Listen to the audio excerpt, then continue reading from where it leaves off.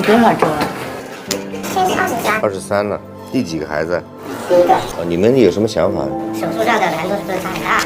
还有他后面有没有什么后遗症？手术效果是非常好的，成功率99.5%，我不能说100%。我们一共是1分到9分，分数越高越复杂。他这个基本上就是一个2分左右的一个先性病，所以他这个预后非常好。你30多岁了，第一个，所以也要慎重考虑。我的建议是，你就还是可以保留的。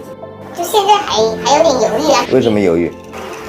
因为他毕竟有心脏的基础啊。心脏基因我跟你讲了，成功率99.5%，你要不要？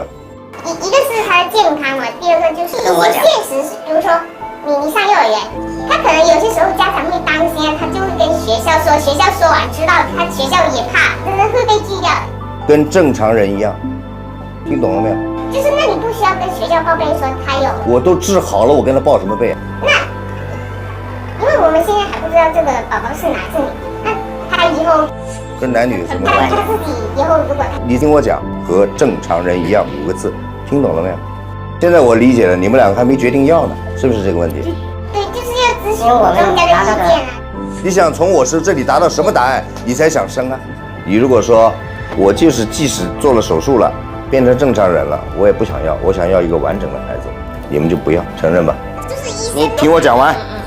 我始终告诉你是正常人，你始终认为他还不是正常人，就是即使做了手术了，变成正常人了，我也不大能接受，是不是这样？我问你们不是有一点，那就是。所以呢，你就不要再问我了，你也不要再去复查了，没有意义。